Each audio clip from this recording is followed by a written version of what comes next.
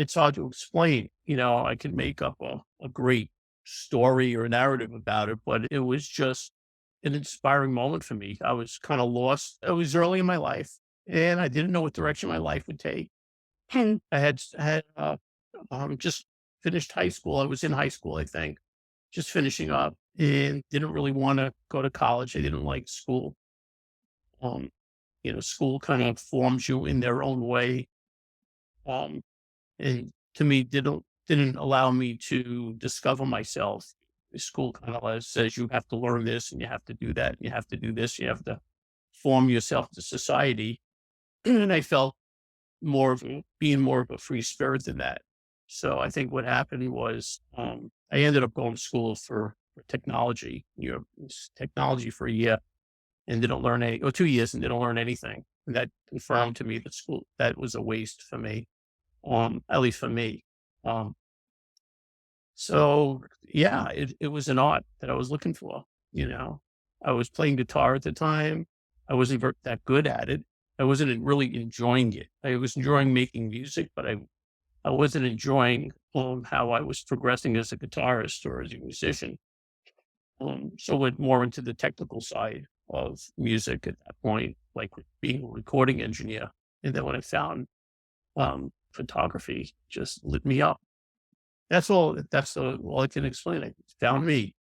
I You say know, photography is a technical medium in terms of the way mediums go. So maybe there was something within that technical background being paired with photography that made sense to you, or yeah. Well, I saw the work of Ansel Adams, and we talked about this before, Mhm. and I had never seen anything like that before. It sounds cliche today, but it's not cliche.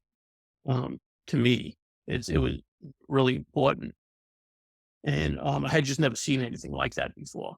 And Minor White, I had never seen his work before, and some of the other great photographers of that age, and became got his books, the camera, the print, the negative, and technically became enthralled with that. Built out a dark room in my house and kind of into sensitometry. Had a job actually in sensitometry because I wanted to learn about film, not just be intimidated by it. I wanted to know everything about it. So sensitometry, I was actually making film with silver nitrate and gelatin, acetates, and using a densitometer and giving it to the film scientists. So I learned that technical side of it, and viewed cameras and making silver prints and cold light printers, and just got a 4x5 and worked with an 8x10. And yeah, so I loved it. Got into color photography, um, got into experimenting, and that's what it opened me up as a person. I think as a young photographer, I met a guy, Pete Turner, who I was a freelance assistant for. We had told the story before. I kind of said, if there's a rule, break it. Shoot tungsten film in daylight, and Ektachrome, and develop it in C41, reverse the polarity of it, and just experiment. well, so what do you think of the whole idea of learning all of the rules and then breaking them? Because it seems to me that is to an extent what you did. It's not that you were just in there breaking all the rules. And you're an incredibly modest person. So all of the uh, aspects that you're describing, working in sensitometry and having your own dark room and that level of commitment is you don't have to admit it, but it's a big thing. So you were all in and you learned all those rules and then you broke, right? Right. But I was having fun, and that was the main thing. I The most wasn't Yeah, I was having so much fun. Uh, it was it was opening up a whole world to me, a whole new world that how would you say it's like, I was reading some stuff about to be I don't know if I'm an artist or not, so I'm using that term, an artist, not in a pompous way. I'm not sure I am one, but to be a real artist, it's almost like you have to when I take a good picture, it's almost like I have to wipe the slate clean. I have to be like childlike again. And it's almost when I see a picture that I really want to take, it's like the first time I've seen it again. It's like a clean slate. And I felt like photography at that point in my life, because I was never um, introduced to it. It found me compared to me finding it. It was a clean slate for me. I Nobody taught me anything. I didn't know anything about it. So I took it from ground zero. And that was what the fun part, what the inspiring part was for me, was to be kind of like childlike in it and really having fun in it and not listening to being a sponge, not being judged, not worrying about how people would judge me, but just learning at the time. I think that can be really inhibiting in art making. There's that level of being educated about something, but also in being maybe overly educated about it to the extent where, like you said, you can't approach it as a child. No preconceived notions. So there's kind of a beautiful little dance there where you basically you were self-taught, but you jumped in and learned everything you possibly could. Right. Right. It was a new experience. And so that story took you to California. You received an award from Canon, I believe, and you went on a road trip, left Yep. Long Island or New York for the first time and You ended up in remember this. California where you are today. Yeah.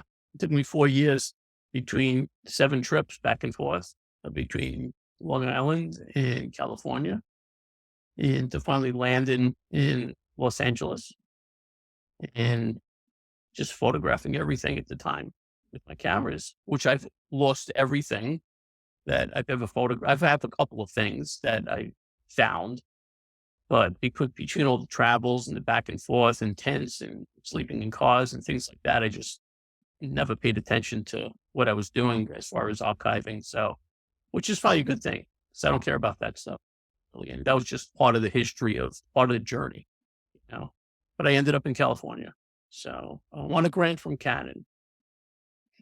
Well, speaking of that journey, do you want to share your screen and share some of these images? Sure. Let's get back to share Little screen. little context for those that Well, yeah, yeah, I mean, these images aren't from that journey. It's images of when I started photographing again. exactly. Yeah. So there was yes. So this did not happen immediately. There's some stories in between there. Yeah. So these are some of the pictures. Like this picture was the one I first started shooting again.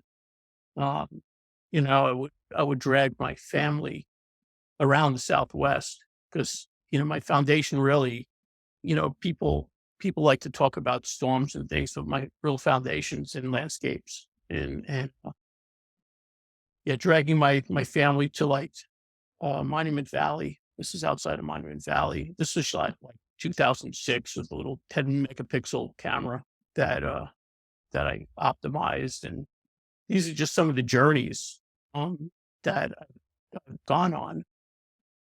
So Um, we this should is an pause. important picture for me. Oh yeah, I was going to say this is an important picture for you. Talk about this one. Yeah, this is shiprock, and all that I could explain about this journey was that I had seen some images of shiprock, but it inspired me to go out there. I went out there with my family and for 10 days to Farmington, and back and forth. Um, I The weather, it was cold. I think it was November or so December. It was December 2008, and I was not getting the image that I wanted. And it was like 100 miles a day, leaving early in the morning, going back late at night, scouting, doing everything. I got good pictures, but it wasn't the picture I saw. And then one morning, it was, I think, the eighth or the ninth morning. Uh, I got in my truck at like 4 in the morning and stopped at a gas station, and it was snowing and sleeting out. And um, as a photographer, I was like, you're just, wasting your time. I'm not going to get any picture. What do you do when you're an idiot? Just like, I was like, put all that stuff on my shoulder and said, I'm just going to go. And when I got out there, um, shiprock was below the clouds. The clouds kind of covered shiprock. And I just waited there for a couple hours, and eventually the image um, showed itself. And this was the image that I had seen, at least in my mind. It's hard for me to explain how I see it in my mind, but I do see it in my mind. It was like a rocket motion. But for me, it was an important image for me because it had shown to me that if I was tenacious enough and believed in myself and didn't didn't just was tenacious enough to go, keep on going to get what I really wanted to, that I could actually achieve those goals. So I tattooed it on my arm, um, and just so I could always remember that I'm capable of accomplishing things no matter what uh, things are in my mind that I can't get done. That I actually can do them if I put my mind to it. So that was an important. It kind of leapfrogged me into the next dimension of my photography, which was um, I could accomplish the things that I saw in my mind to be an artist. Um, these are all the same era as the first picture out in Monument Valley. So, Mitch, I've heard you mention before that you tend to see in black and white. Yeah, I have that little thing. I'm not going to make a big deal of it, but I have a little thing where I can see sounds, visualize sounds, music, colors, and I think that for me that's helped me visualize in black and white. Um, when I work as a photographer, and and this- I've said this before, like for me, photography, a lot of the journeys that I've gone on are multiple day journeys, maybe multiple weeks sometimes, or a week. And I've illustrated that as I usually when I go out, um, um, this is my own personal experience. I'm inundated by life, and it takes me a few days just to clear my mind.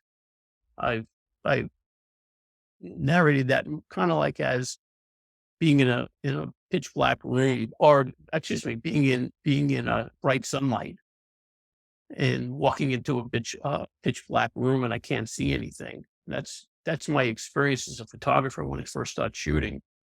And eventually my eyes adapt, my mind clears, and I'm able to see in the dark. You're able to see in the dark as your eyes adjust in the darkness. And to me, that's been my experience as far as a photographer. I can't take a snapshot.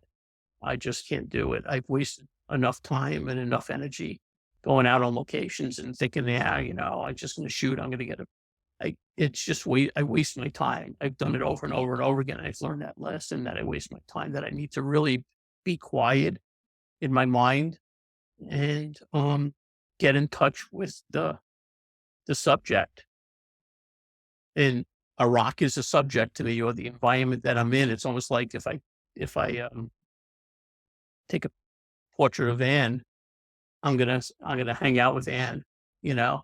I might get her drunk, give her some mushrooms or do something, I don't know, and I'll let her be herself and, eventually get to know Anne, take a really good portrait of Anne. And the same thing that I find out from my own experience of being a landscape shooting landscapes is I need to spend time in that environment, clear my mind, get into a more kinda, I would say, meditative state of seeing in the dark.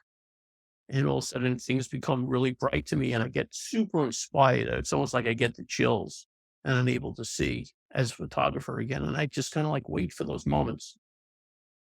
Well, and Shiprock is an example of a place that you've returned to many times to photograph, including the 7 or 8 days you went there to end up with the result of Shiprock Storm. But Right. there's other locations that you've visited like that, and I know every time you're in New Mexico, you go to Shiprock if you can. So, Yeah. It's not that well, just like photographing a person, there's multiple aspects or levels of a person, and there's multiple aspects and levels of these environments. Shiprock is a very special place to the Navajo Nation. It's like the spiritual center. There's a lot of history around Shiprock, just like Monument Valley and Agatha Peak being the geographical center of the Navajo Nation. So, um, and I have a picture of, which was actually pretty important to me. I'm going to forward up to it. Well, that's Agatha Peak, which I wanted to take a was important to me because that's geographical. And these are all ancient volcanoes, which also interested me about the history of them. I always visualized, a dinosaur walking past these things. But, there's a lot. This is another image, I'm not saying this is even a good image, but it's an image that meant a lot to me because growing up, like, The Wizard of Oz was always a real special movie to me. The first time I saw Agatha Peak, it reminded me of the Wicked Witch's Castle. And I always saw that in my mind. And so when I went to go photograph it, um, that's what I saw. So it's just not that it's right or wrong. It's just that's what I saw. That's what I visualized. And I think all these photographs really speak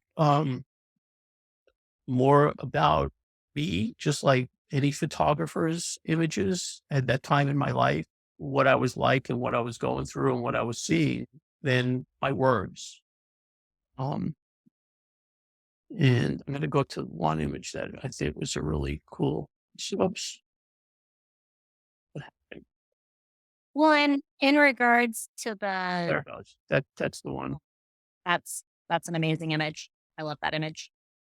Yeah. So this was like another one that was important because Monument Valley is everybody's heard Monument Valley, but I don't, no, I don't, everybody's got their own vision or their own experience of things. My experience, I went up to Hunts Mesa with an Navajo guide and spent a week with him. And it was just me and him up in Hunts Mesa. And I learned a lot about, um, you know, the culture, what they were going through, and sit around a campfire and just talk.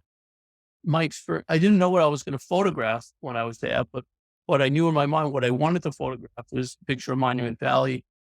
That might have been like what the Navajos first saw when they saw the valley and said, "This is going to be our home." They had chills in their experience, and so yeah, it took me. This is the last day too that I was up there for, 5 or 7 days, and yeah, so I got the picture I wanted to get, and But if you had just shown up for a day or two, this wouldn't have happened, or it's unlikely. no, I have pictures that look some like this, of the first couple of days I was there, but it's not this picture. So it wasn't. I knew it wasn't, my experience of my adventure to be up in Hunts Mesa with a Navajo guide. You know? Well, So and it was that tenacity that led you to end up capturing that shiprock image, which led to you deciding you wanted to travel with professional storm chasers instead of yeah, it's that and a lot of yeah. I think some of it was I always liked going out in the worst weather I could find, even in the landscapes, and my wife would attest to that. If I would, I'm going to go back maybe a couple of steps to I don't know, yeah, some of these. I'm going to go back the other way. I'm sorry, making anybody dizzy. Um, yeah, like this picture. I had to go through. This is Toronto Pinnacles, and I had to wait for a big storm to hit California and drove out there. And, I just, to me, I wouldn't be able to capture a picture that emulated to me my experience of being in Toronto at the Pinnacles with just normal light. So, I had to drive through a huge storm, and luckily I had a four-wheel drive vehicle and water was up to like the top. All these stories are kind of irrelevant. They sound, I would say they sound like they're important, but they're not really important. Because they sound exaggerated, but they're not they're not meant to be exaggerated. But I just always found that going out in the worst weather I could find to photograph these landscapes made the most interesting lighting. And that's what led to the storms. I saw some stuff on storm systems, what was going on in Tornado Alley type stuff, and said, let me just go out there and see what it's like. I have no idea. I had no idea what it's like. I've never seen a storm like that. I never saw, supercells or anything like that. And first trip I was on, kind of blew my mind. I could just say it just was so surreal. I could not believe what I was looking at. I can show some of those pictures, but they're way down here someplace. Let's find them. You want to find them? Okay. Yeah, they're coming in. Yeah, well, this is my Wizard of Oz picture. So I needed to, my experience of I tornadoes aren't really what I want to go photograph. And what I didn't want to photograph in the storm systems was all the destruction and harm that they cause. It wasn't my goal. I'll leave that to the other photographers who are really good at that, but I'm not really good at that. But I didn't really want to see it. So decided to go up to like Northern Plains into South Dakota, North Dakota, Wyoming, Montana, Minnesota, but into the plains where there's not a lot of people and photograph these storm systems. Um, this is North Dakota. This actually was I believe was Oklahoma. Um, there's Or something well, about I don't know. take these photographs. You might drive how many miles on the 2-week trip, Well, or how many thousands of miles? I'd say almost like it's an average of 500 miles a day. Some days we'll go 800 miles. We've gone 1,000 miles in a day, and some days we rarely would go 200 miles. That's like a hop, skip, and a jump. It's like going down to the corner. So, well, And we you did don't know where go, you're going. You're just yeah, following the storm. It's a somewhere stretch. between 6 and 7,500 miles in a trip. And I don't know. I go with these friend now, Roger Hill, who's a storm chaser. Um, and I don't know how, if I calculated, I'd probably gone on. I think I calculated 22 trips. So probably somewhere between 150,000 and 200,000 miles at this point. Um, in that range, as far as how many miles we've been chasing storms. And some days there's nothing. Most days there's nothing, actually. Some days you'll drive 700 miles and there'll be nothing. And sometimes you'll drive 500 miles and you'll see this. You know, we just go wherever there's a storm and we just go out. We throw a dot at the wall. I throw a dot at the wall and say, I'm going out, June 7th, June 8th, and we're going to be out there for 10 days or 2 weeks and let's see what happens. I think that's the fun. It's a road trip. But so the first time, I recall you telling me when you went out to photograph one of these storms, it was almost kind of hard to photograph since you were just trying to comprehend what you were even witnessing. And now you have this beautiful relationship with your storm chaser friends where you can trust them to get you in and out safely, and you can actually focus on the storm itself, experiencing it and the composition, capturing it. So we can look at it. Yeah, it's not. So we've talked about like changing the narrative about how dangerous it is. It's not dangerous. It looks dangerous. It's not. It's actually more dangerous shooting landscapes and going out hiking 2.5, 4 hours and trying to get back in the dark, climbing over rocks and losing your GPS mm, signal and things like that. Much more dangerous than photographing storm systems. And I think for me, photographing the storm systems is really about how beautiful they are and showing those pictures really to my family and more than like how things ended up as far as me as an artist for a storm artist. I'm not a storm artist. I don't want to be a storm artist. I don't want to be pigeonholed into being a storm photographer. I don't really care, actually. Um, but I just enjoy it. It's just something that I like and I'll do, and I'll probably see things that I have never seen before. I don't have to worry about plagiarism. Nobody's going to take this photo again, you know. So I don't worry about those things. I just try to kind of like go with the flow. And it's taught me to about, I mean, all of this stuff is uh, the art, the photographs are a place and time in my life that where I was at. And, and photographing storms has taught me a lot as a person to, it's a hybrid of photographing a quiet landscape with the wind blowing in your face and waiting for the light to change in a sporting event competition. I mean, the compositions are changing every second.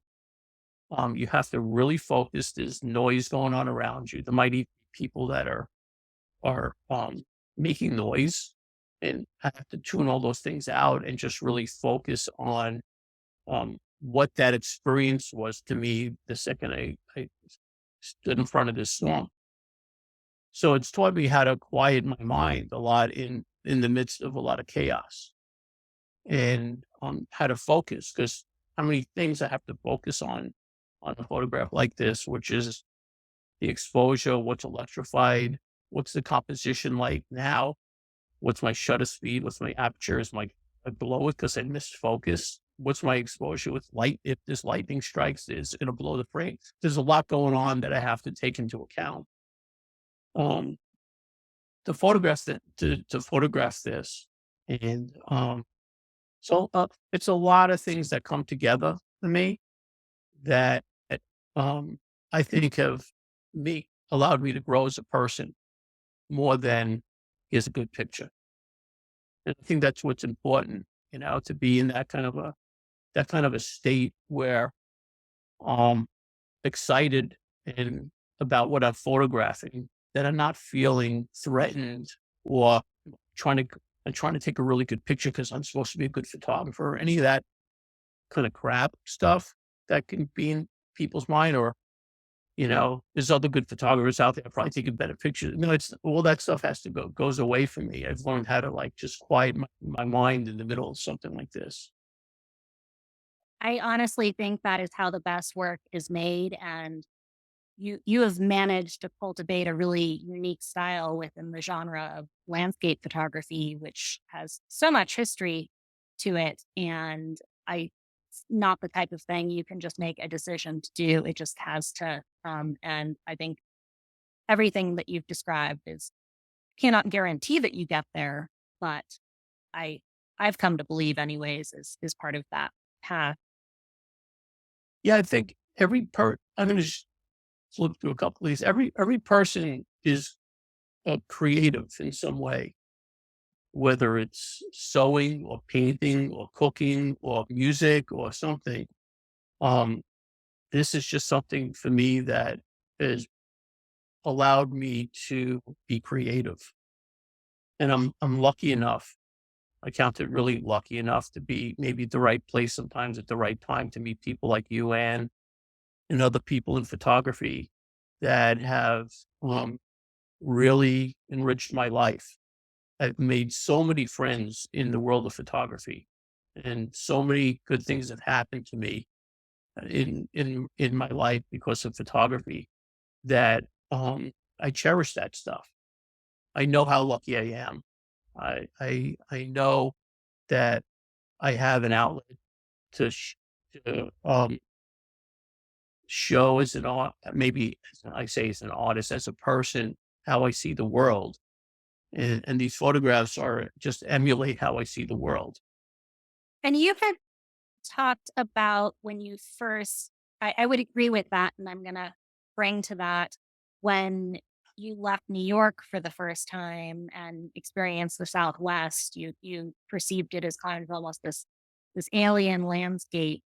And it seems to me you continue to photograph it in a way. There's an aspect to your imagery, storm photos or not, that just have this feel. And my perception has always been that was a result of your perception, how you saw it, and just the ability to capture it that way.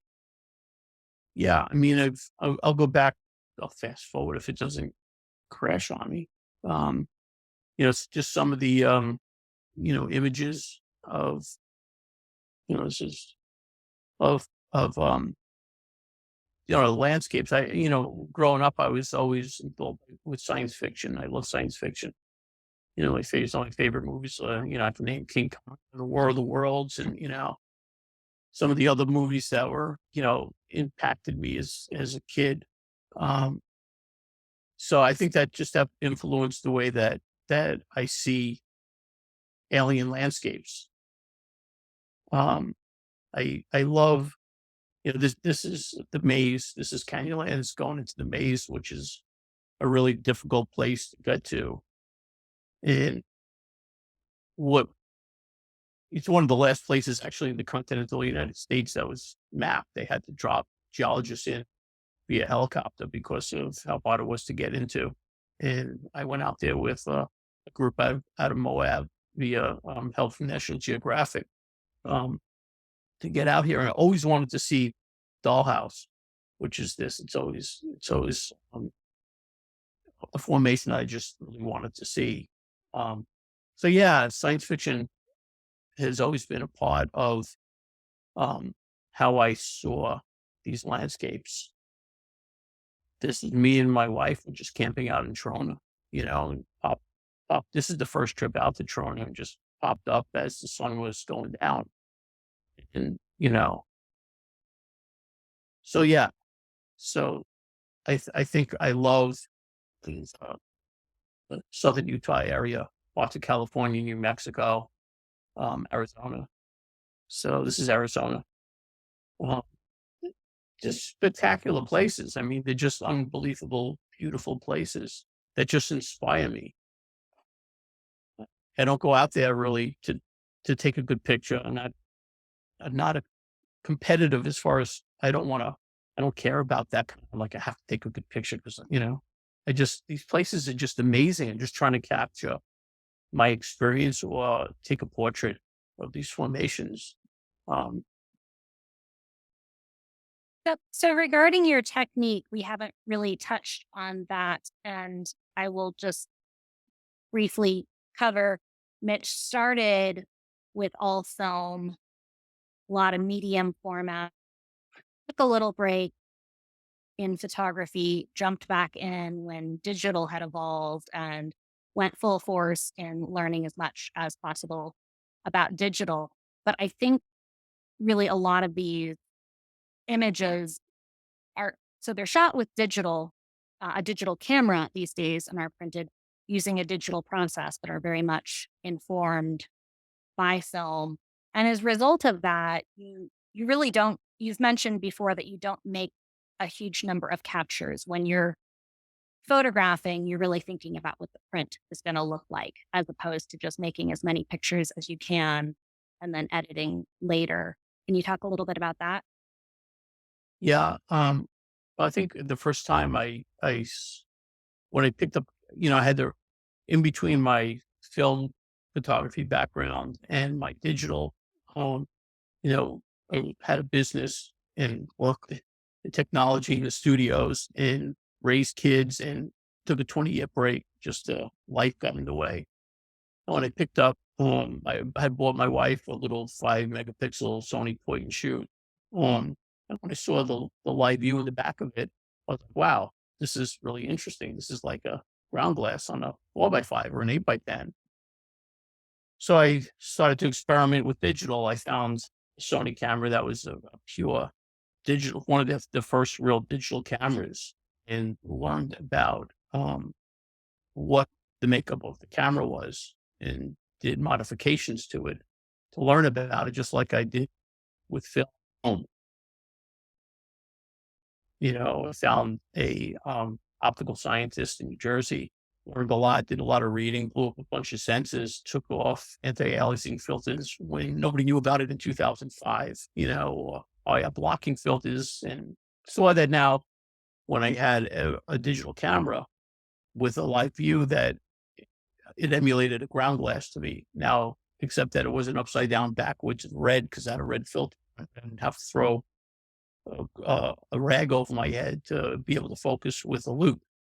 So I was able to actually see the feed straight off the sensor and realize that also these sensors could see light waves that were beyond what the human eye could see. So I learned a lot about the technology again. Digital cameras were built really for color photography to emulate how our eyes see. So I had to learn a lot about light waves, and I knew a lot about it before by the work that I was doing in film, and that we see, and you're not going to get very technical, but I will a little bit. We see like 400 to 700 nanometers of light. That's what our human eyes see, but sensors can see more than that. They're just truncated for color photography because people have to sell cameras to the manufacturers. They couldn't have wacky, colors like, the first Jimi Hendrix albums or something like that. So, but for black and white, I could bend light. So, I created kind of like my own little zone system, using the same filters that I would use for film photography. And I treated the sensor just like I would treat a film plane.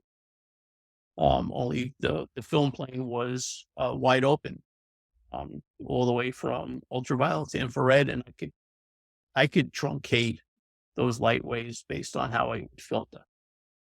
So I worked with somebody who had all these filters and figured out when to shoot 400 to 700 nanometers straight up, like what will look like black and white, or more into the ultraviolet, or more into the infrared. It was all based on what the subject matter was and what the light was like. It wasn't based on me um, following a path of like infrared or ultraviolet or anything. It was just working with light, and light was always different. So a lot of my first stuff that I showed earlier was learning about. I'll go back to like some of these, learning about light and what light looked like. This is pretty much straight up like 400 to 700 meters straight up black and white photography. It was just a 3-minute exposure where light was washing across the face of the rock. So a lot of these was learning all different types of situations with light, and learning about how light played and waiting for the light to be right, and learning about what filters. It was almost, um, I would say, like, as a musician, um, I had read something about guitarists like Stevie Vai, who was like, if you're going to be a guitarist, you have to learn, meditate on every string, on every fret, and learn about all that stuff. So when you play the guitar, you don't have to worry about it. It's a guitar. You just play the guitar. So I had to go through that time of like learning everything about the camera, everything about the light, everything about my filtering, not even talking about printing yet, which is a whole other dimension. And so that when I go out and photograph, it's natural to me. I'm not thinking about those things. I've, I've worked, I've, I've learned about those things before I go out. So the camera's just really an extension of my mind. Hope that makes sense. That definitely makes sense. And from one music fan to another, I have a question about that. If you could pick one soundtrack to be played alongside your print, is there a genre of music or an album or an artist that you would pair with your work? Oh, that's a hard one. I Yeah. can't think. There's so much good music. There's so much good music. I couldn't think of one. I've just so much good music. I'm sorry, I can't give you an answer. Oh, So, no, well, think about it and tell me later. Sorry, all that was right, all right. a big So, question. it's a I good just question, but it's oh, just, I like so many different types of music that it's hard to well, maybe it's a different song for every picture. Maybe. probably, yeah. Yeah. Yeah, everyone is like a child to me, every picture. That's my own experience. I remember the experience of shooting this picture. I remember this picture. I remember what it felt like to to be standing there. This is like I think it was like 4:30. I don't even know what this was. This was some phenomenon. This was not a sunrise. This was the sun was behind me. This was something that this is one of the first pictures I took when I started shooting again. Um yeah, so I don't have yeah, everyone's different. Well, think about it and tell me later. Okay. And we're about 45 minutes in, but I do have a few questions that people pre-emailed me, and then we'll hop over and Joby's going to read a few questions out of the chat, unless there's anything big you want to. No, that's good. So hot topic right now, we have a question about AI generated images and photography, and I don't really foresee you jumping into that, but just curious how you feel currently, could change tomorrow, about that generally. Is that a creativity killer or is it a tool? Yeah, everybody's going to have an opinion. So I think AI I know because I follow the technologies pretty straight up. I just see it as conceptual. If you want, it's more, if you want to, you're thinking of something conceptual and you want to visualize something conceptual or visualize something that you can do that with AI as far as photography is concerned. I don't see AI imagery as being photography or being odd, but it could be. I don't know. You know, I do know AI is here to stay, and people need to. I'm more of an optimist about it. I think the pessimistic side is not about the machines and the AI. It's about humanity and the dark portions of humanity that might do something with AI. But I don't think it's AI's fault. I think AI is going to be a really progressive disruptive technology. And I hope really smart people with good intentions, um, like people in my family, will get involved in AI to steer it in the right directions. But I just think it's more conceptual. If you want to see the concept of, people show me, they type in to chat GPT-4 or something like that, or it's a bot, they'll type in Mitch Dobrowner photography and you're standing in a field in France and something will come up. And it's just a conceptual visualization. So that's my interpretation of it. But I'm not one to judge anything or anybody really. I don't want to do that. So I'm just going to let it flow. Well, and it's changing by the hour, right? It is. It is. It's going to get better and better. And get used to it because it's here. And if you want to be involved and you're pessimistic about it, then get involved and try to be optimistic and change it in a good way. That is a good point.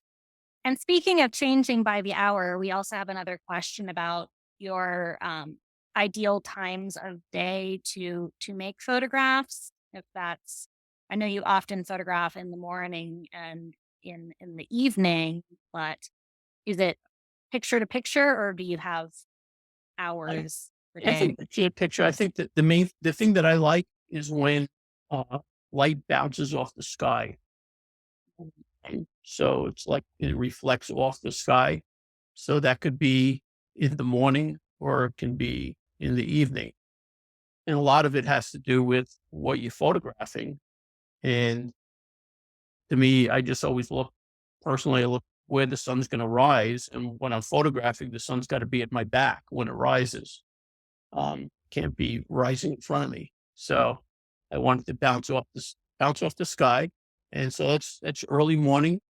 very early morning, like before the sun hits the horizon, even to after the sun goes down, um, below the horizon. And a lot of things is really, for me, I really want to look really hard at my subject because it's like again my eyes adjust, and I'm able to see like shadows that I wouldn't normally see unless I'm really looking really hard and watching the light changing on the subject. Like this is like um, sunset. There's the light behind me.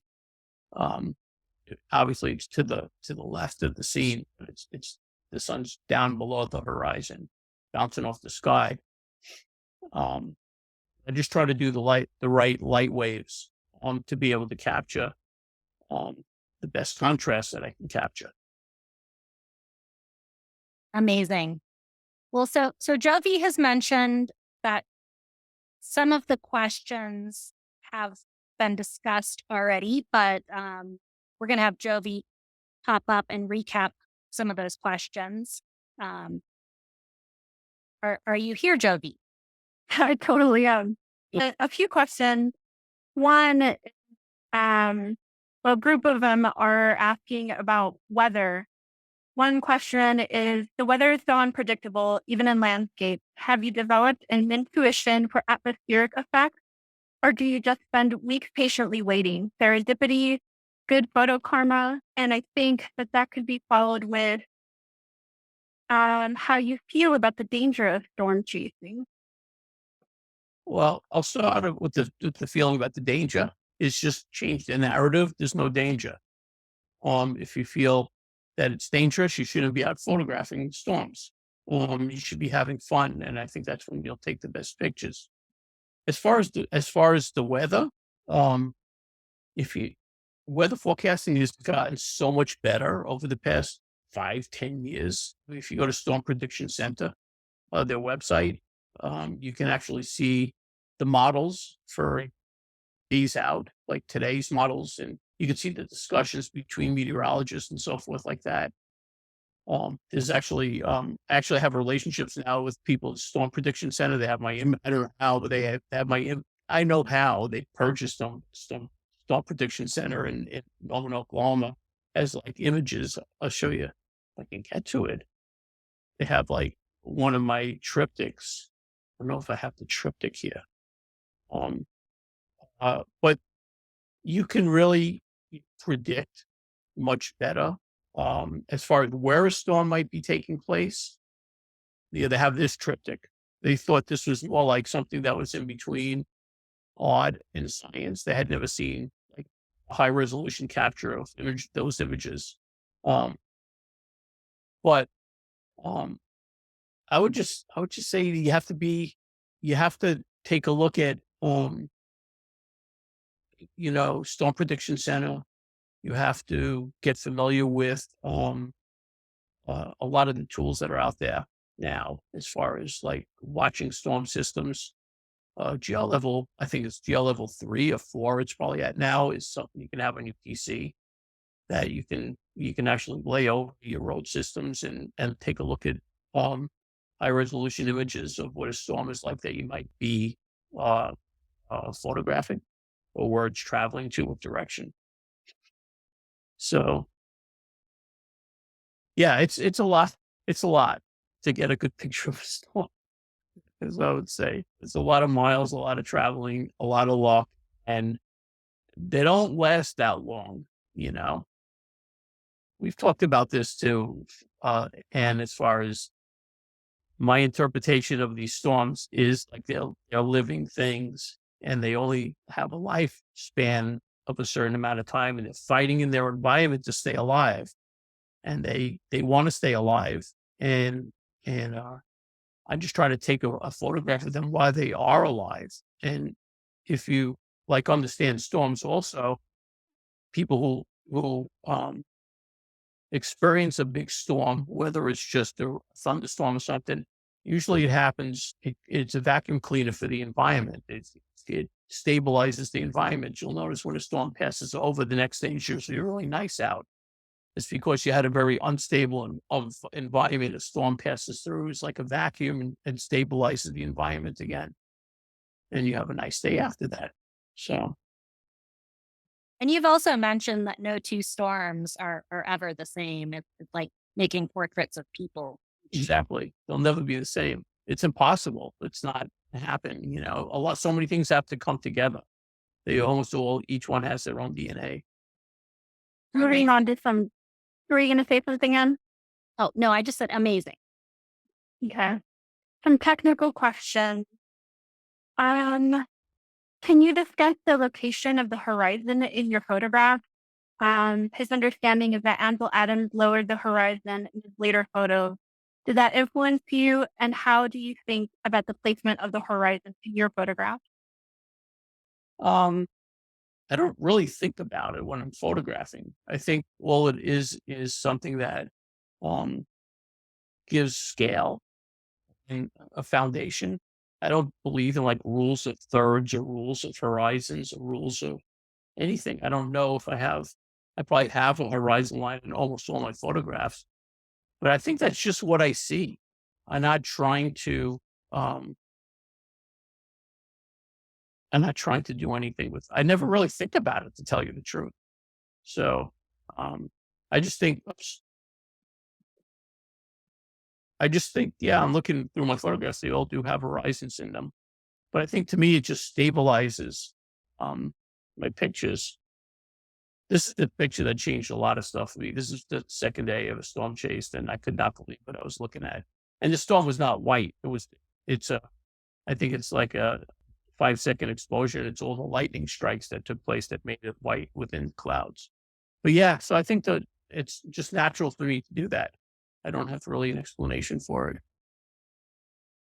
Well, do you think you were talking earlier about learning to play musical instruments, and once you knew how to play the musical instrument, you just played it without thinking about it, and maybe it's kind of that way with you in photography at this point to a certain extent, where in the back of your mind, you know where the horizon should be ish, and it just happens? Yeah, I think it's a lot like that. I mean, one of the things like technically is I have really one main camera body and I only take two lenses with me. And they're both zoom lenses. And one's a 24 to 70 and a 70 to 200. And I usually I know primes I take a little bit of a sharper picture, but technically now these lenses are so good. And especially if you shoot at, we can go through native ISOs and amplification of like um when you raise the ISO, it's like raising the gain on an amplifier if you want distortion. So, but shooting with native ISOs, and the thing with the Zoom for me is it allows me to compose on the fly, and I don't like to crop or do anything to it.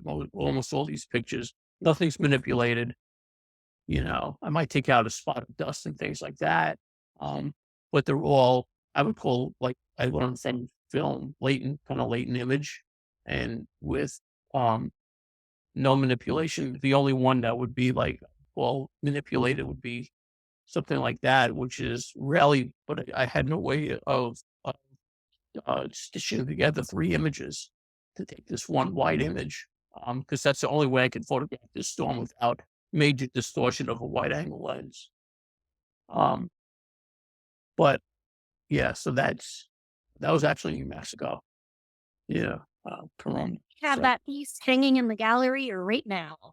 yeah, and we haven't even talked about printing, which is a whole other thing. Because I would just say, as for me personally, everything as far as the final work is concerned is all about the print, and that's just me.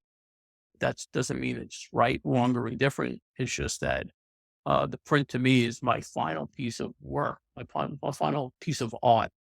Um, and these are JPEGs. They're that I don't even know how they look over Zoom, but they don't emulate what a print might look like. So a lot has gone into the printing process for me too, just as much as what I talked about with the camera.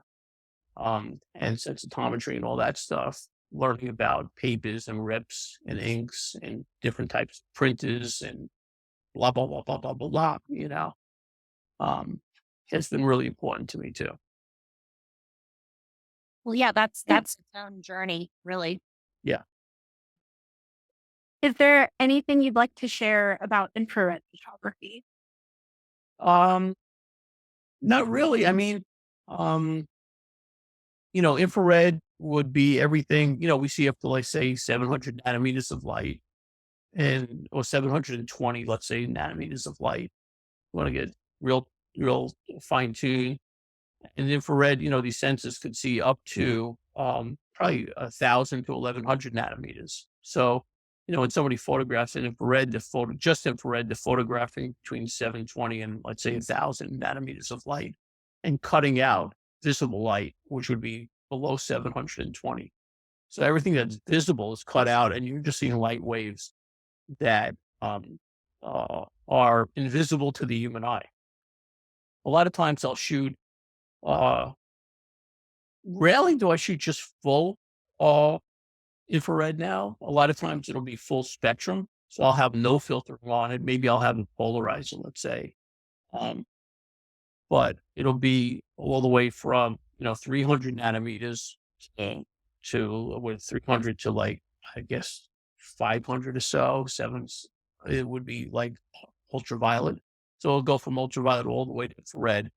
And all that is really high resolution, um, almost like military IR stuff, like night vision.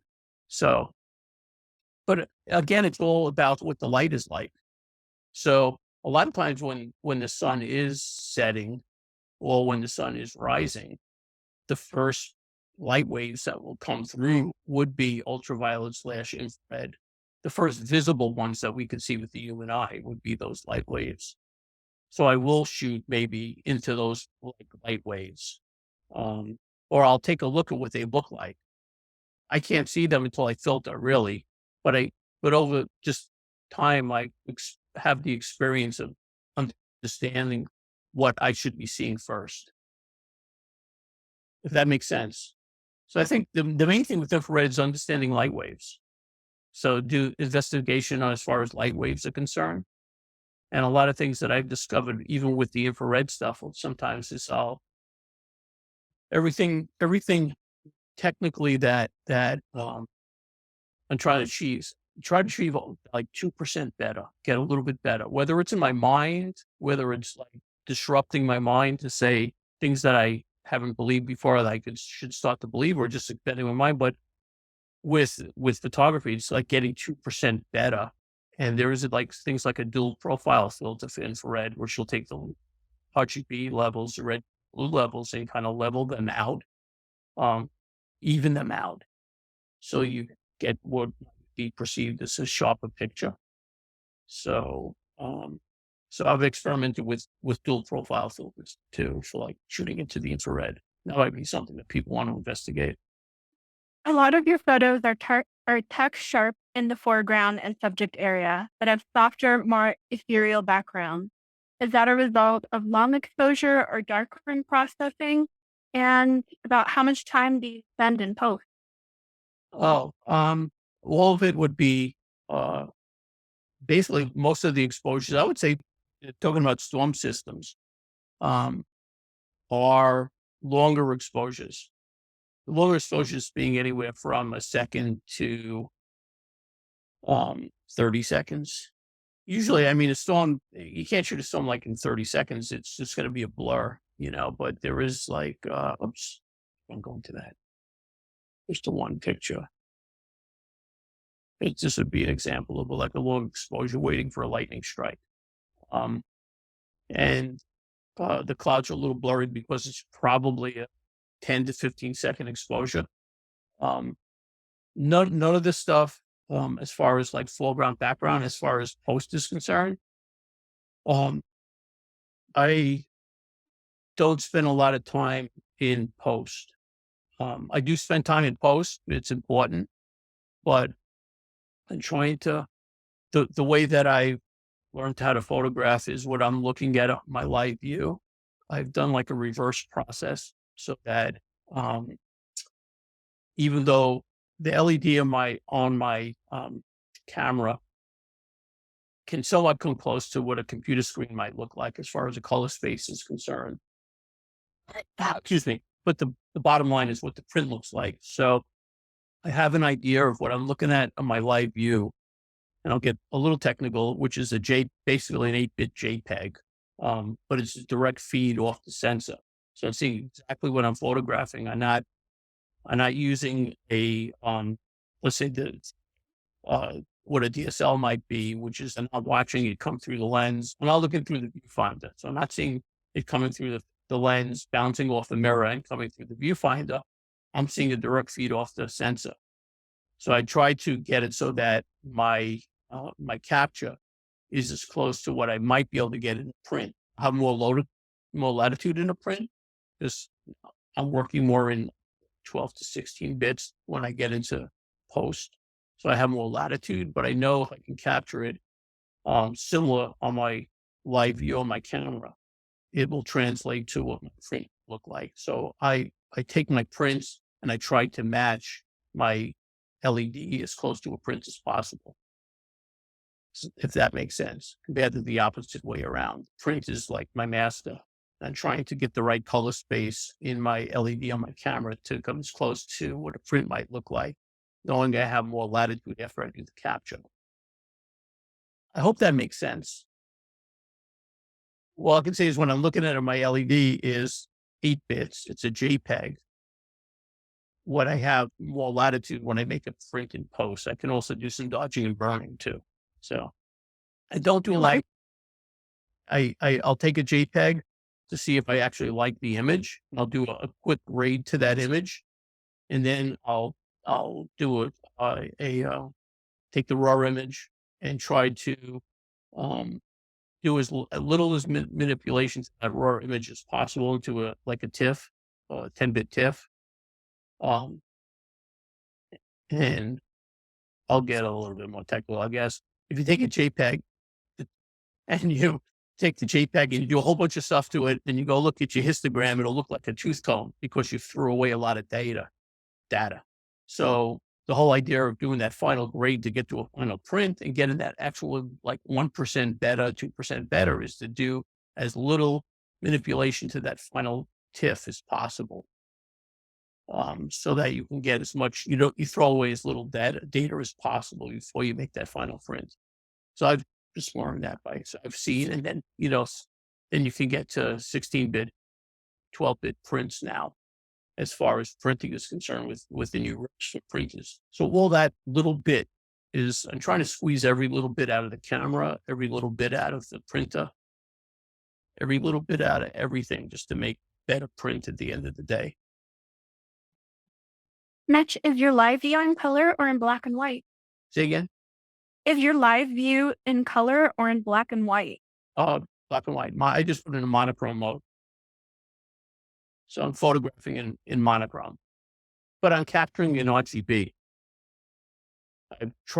I've experimented with monochrome cameras, and I don't get as wide of, I would say, gamut as I do with Chrome camera as I do capturing with an RGB. I've gone back and forth, and my RGB images just look better. So, do you see yourself working with large format photography again, like a view camera? No, I'm done with that.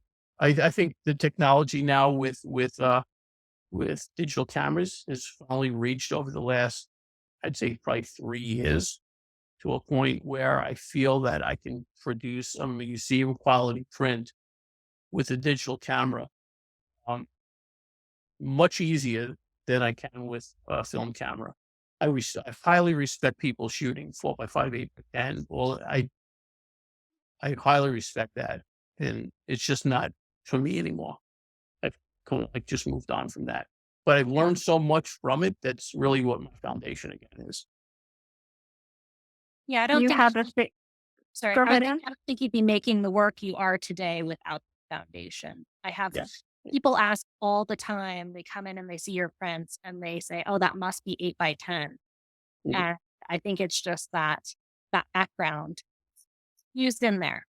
Yeah, I would really say that uh, the your current generation right now, I um, are doing themselves a disservice by not um, understanding or learning about film photography and silver gelatin printing and film stocks and things. I think Fuji's done, they tried to do their best as far as emulation now.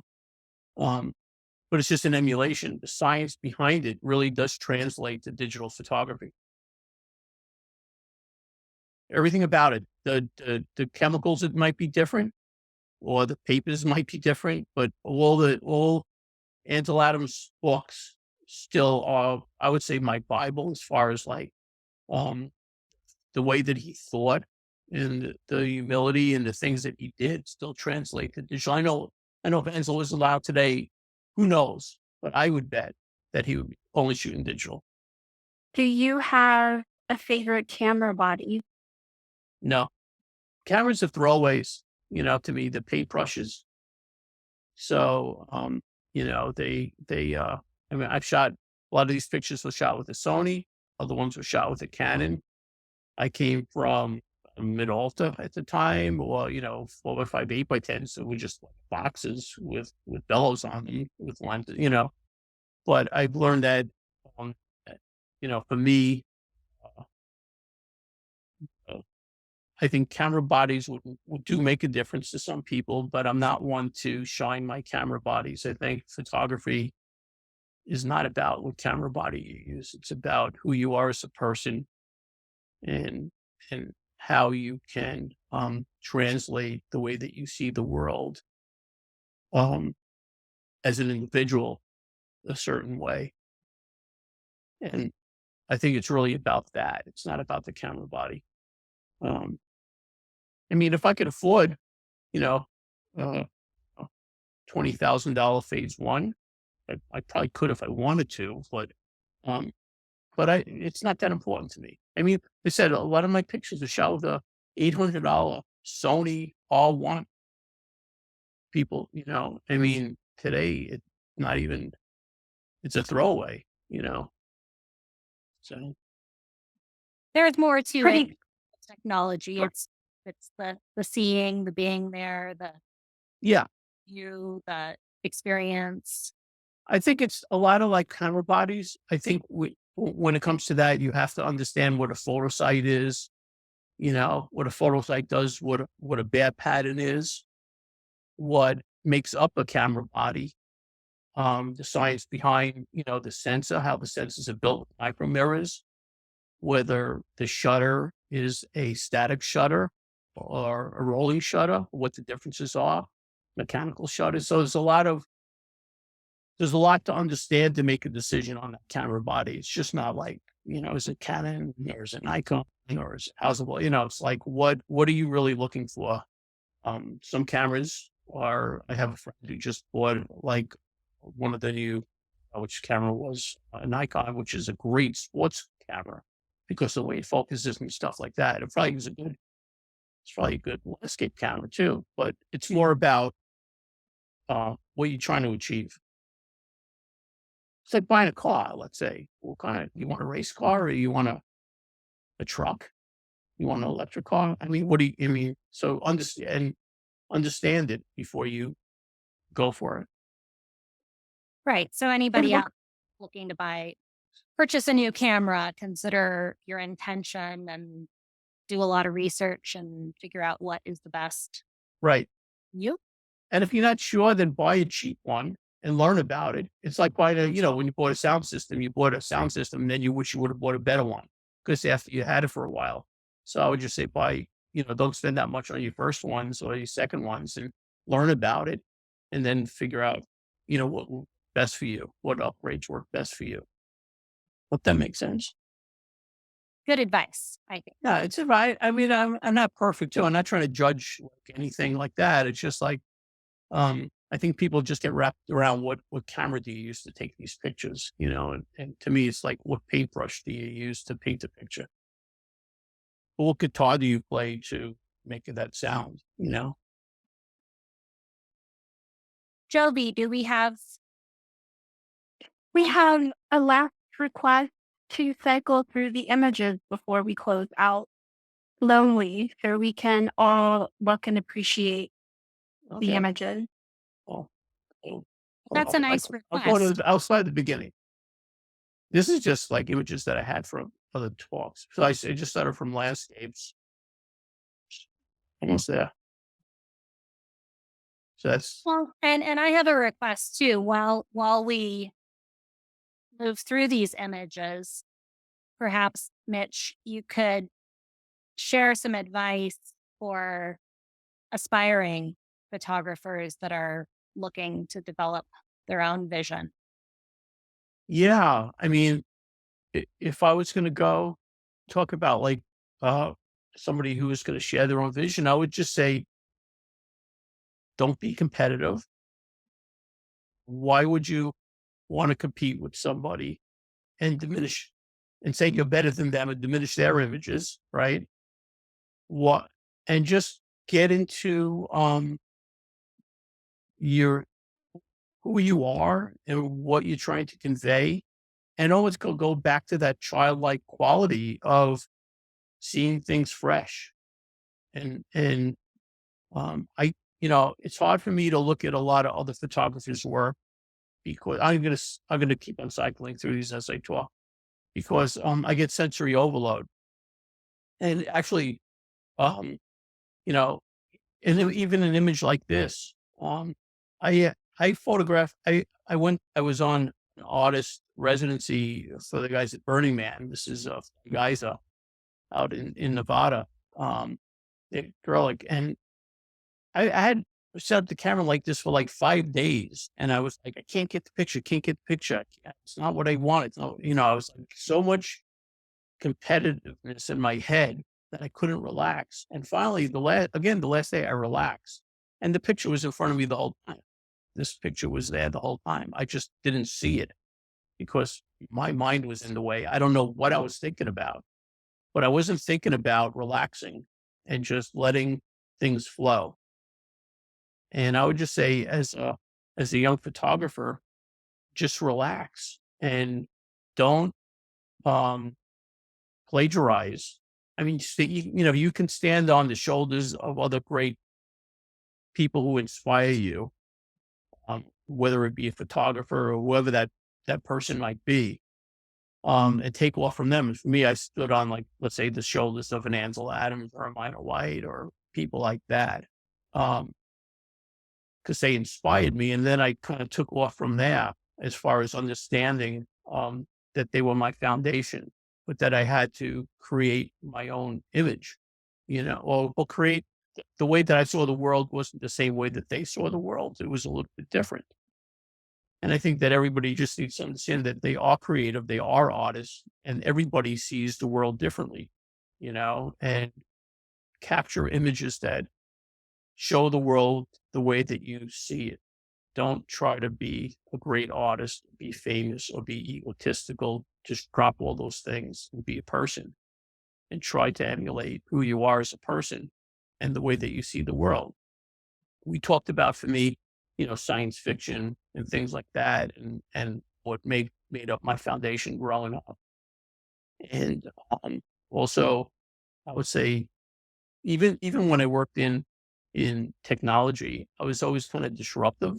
If everybody was complacent in what they were doing, I tried to like stir it up and get people to not just be content in what they were doing, but try to get to like that next, like grow as a person. I told the story to Ann once. There was a really well-known photographer that I had when I first was uh, being into photography. We went to dinner with somebody, and it was a husband and wife team. And the photographer, was like, yeah, your images or whatever, he wasn't being very nice to me, whatever. But I didn't really care. I didn't really care what anybody really thinks, except for Ann. I care what Ann thinks, and my wife. But I wouldn't ever tell my wife I care what she thinks. I'm sorry, I'm kidding. The but the photographer was showing me images that he took back in like the 1960s or something. and he was showing me images that he took like in 2000. I think it was like 2007 then. Said, look, they kind of look the same. See how I grade my images? I know it. And I looked and it was like, well, I don't understand that, because haven't you grown like as a person between, the 1960s and like 2007? Shouldn't your photography reflect how you've changed as a person? And his wife actually kicked me under the table and smiled at me. I think they still were married for a long time, but actually it was just like, your photography should reflect who you are, or your art should reflect who you are, whether you're a cook, painter, a musician, a photographer. So these images reflect who I was when I took these images.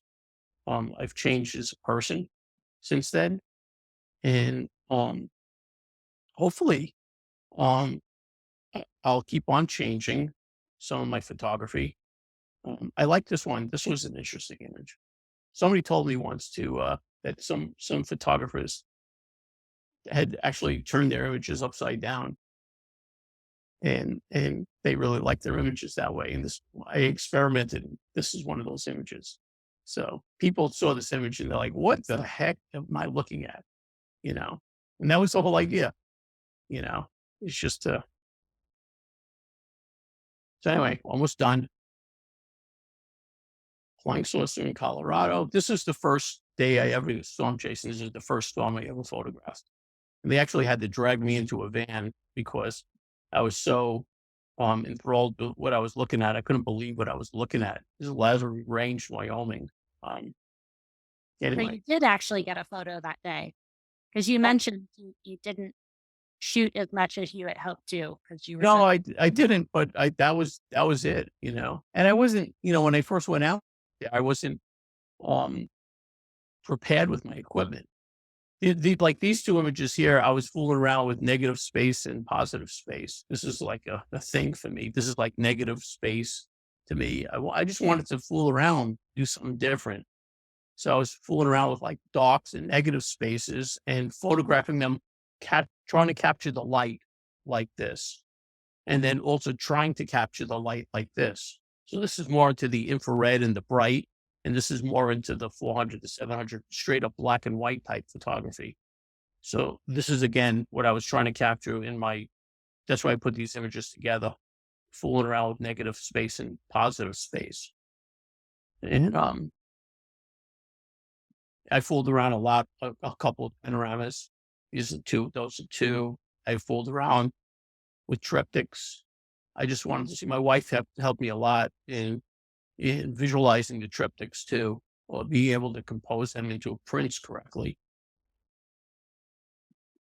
in Then case anybody missed the beginning, you are preparing to head out and chase some storms in a few weeks. yeah, Probably about 2 weeks. yeah. I'll leave on the 7th, I think, July, 2 weeks. And that's 2 weeks, and you have no idea where you're going. You're just Well, we'll start in Denver, and then we'll see where we go. sure. There's a Yeah. starting place, but you will go where the storms are. It's just where the airport is in the north. And then, this is LA. I shot a lot of LA. This is the first picture I ever took when I first saw the San Fernando Valley in Los Angeles. I thought it would look like Yosemite Valley to me. It was so beautiful. People like, you're an idiot. Nobody thinks the valley's ugly. But I saw it as beautiful. That's why I live here. And so I went out there and I shot this picture. This is like 2006 with a little 8-megapixel camera that actually made a nice print because I modified the camera. So I just called this one Civilization. And LA is a couple I never shot. I don't really shoot that much LA right now. But this is just some of the images of Los Angeles. And actually, I got granted to put, I think it was maybe a dozen images in the subway systems in LA, for 5 years in light boxes, because they had never seen anybody make Los Angeles look good. So most of it was like ugly street photography. This is my son will be embarrassed, but this is my son in front of a tornado. I took him out once. He's like, "Dad, can we get out of here now?" His face says it all. It was like, all right, Dad, I didn't believe you, you know. Anyway, that's it. Well, Mitch, I have to say, every time you have an exhibition or we plan a talk, some sort of storm rolls in, and I'm looking out the gallery windows right now, and the trees are blowing like crazy. So I may have sent in a storm. So Good. I'm enjoying it. Well, I hope it stays there for until the middle of July when I get out there. So Yeah, absolutely. Well, thank you so much, Mitch, for joining us tonight, and everybody who's listening in. It's been really wonderful, and I hope everybody enjoyed. And thank you. thank you, Ann. Thank you, everybody. Really, really appreciate it. And anybody who's going to be in Santa Fe or is currently in Santa Fe, as Mitch mentioned, that the prints are the final product, and we have some beautiful prints here. So stop by and check them out. Thanks, everybody, and have a great night. Thanks again. Bye bye.